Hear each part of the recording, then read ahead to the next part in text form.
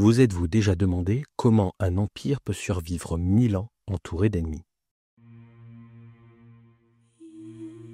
Aujourd'hui, nous explorons les secrets de cet exploit en plongeant dans l'histoire du système d'information byzantin. Bienvenue dans ce nouvel épisode de l'histoire du renseignement consacré à Byzance, héritière directe de l'Empire romain. Cet empire, tout en préservant l'héritage de l'Antiquité, a su innover dans de nombreux domaines, notamment dans l'art de l'espionnage et la stratégie d'information. Entouré de puissances rivales comme les Sassanides, les califats et les royaumes d'Europe, Byzance a perfectionné ses dispositifs stratégiques pour maintenir son influence et assurer sa survie. Dans l'Empire byzantin, la bureaucratie était une machine bien huilée, au centre de laquelle se trouvait le logotète Tudromu, appelé aussi logotète de la course ou logotète de la Drôme.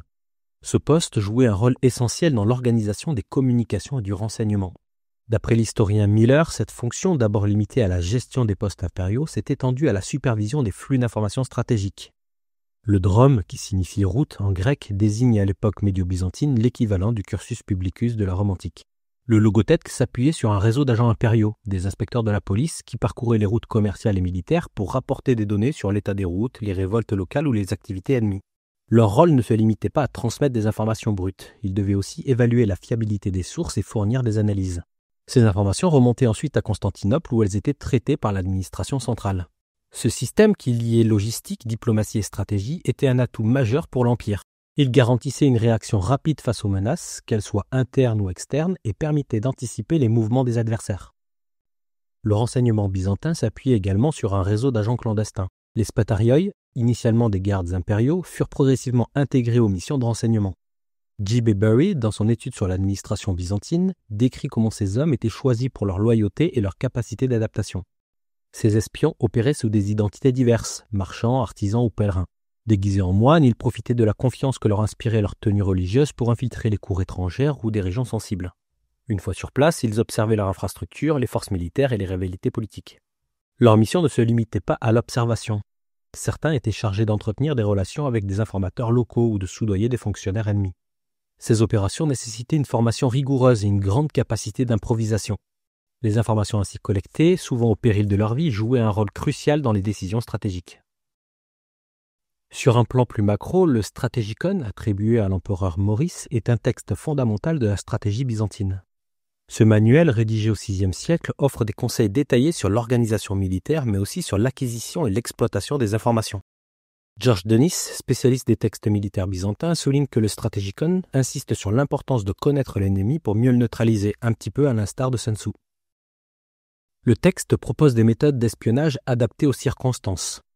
Il recommande par exemple d'infiltrer des agents dans les rangs ennemis pour semer le doute et provoquer des tensions internes.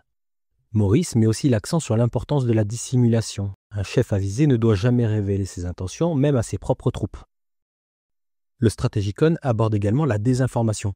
Il conseille de diffuser de fausses informations pour détourner l'attention de l'ennemi ou pour l'amener à commettre des erreurs stratégiques. Ce manuel, bien qu'écrit il y a plus de 1500 ans, témoigne d'une réflexion approfondie sur l'art de manipuler l'information au service de la guerre et de la politique. La propagande et la désinformation occupaient une place importante dans la stratégie byzantine. Anthony Kaldelis explique que Constantinople utilisait ces techniques pour déstabiliser ses adversaires sans engager directement ses forces. C'est une stratégie redoutable encore utilisée de nos jours. La désinformation passait souvent par la diffusion de rumeurs soigneusement orchestrées. Les Byzantins pouvaient par exemple exagérer la puissance de leur armée pour dissuader une attaque ou créer des tensions au sein d'une alliance ennemie. Les agents doubles jouaient également un rôle clé, transmettre des informations contradictoires pour semer la confusion. La propagande, quant à elle, visait à renforcer l'image de l'Empire comme un bastion de civilisation et de stabilité. Ce discours était diffusé non seulement à l'intérieur de l'Empire, mais aussi à l'étranger pour gagner la faveur des populations et des dirigeants voisins. Au niveau des relations interétatiques, les ambassadeurs byzantins jouaient également un rôle clé dans le renseignement de l'Empire. Comme le souligne Judith Hénin, ces diplomates, souvent issus de l'élite intellectuelle, étaient bien plus que des négociateurs. Lors de leur mission à l'étranger, ils observaient attentivement les coutumes locales, les alliances politiques et les innovations technologiques. Ils analysaient également les rivalités internes qui pourraient être exploitées pour affaiblir les ennemis de Byzance. Ces observations étaient consignées dans des rapports détaillés et transmis à Constantinople. Pour renforcer leur efficacité, les ambassadeurs étaient souvent accompagnés de spécialistes comme des théologiens ou des médecins. Ces experts contribuaient à établir des contacts précieux tout en enrichissant la connaissance byzantine des autres cultures. Le réseau diplomatique de l'Empire, qui s'étendait de l'Europe aux confins de l'Asie centrale, servait à la fois à maintenir la paix et à collecter des informations stratégiques. L'Empire byzantin a développé un système de renseignement complexe et intégré, combinant bureaucratie, espionnage, diplomatie et manipulation.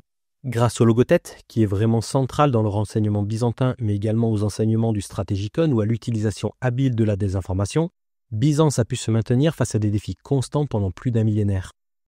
Mais le renseignement n'était qu'une pièce d'un puzzle bien plus vaste. La puissance militaire de l'Empire, avec ses redoutables murailles de Constantinople et ses armes novatrices comme le feu grégeois, jouait un rôle tout aussi crucial. De même, la religion, à travers le poids de l'Église et la symbolique impériale, consolidait le pouvoir et l'unité de l'Empire. Ces éléments, mêlés à une maîtrise inégalée de la diplomatie, ont permis à Byzance de s'imposer comme un phare culturel et politique pendant des siècles. Merci d'avoir suivi cet épisode. On se retrouve très bientôt pour un nouveau chapitre de l'histoire du renseignement dédié aux évolutions stratégiques du Moyen-Âge. Et n'oubliez pas d'ici là, chaque donnée collectée n'a de valeur que par l'analyse qu'on en fait.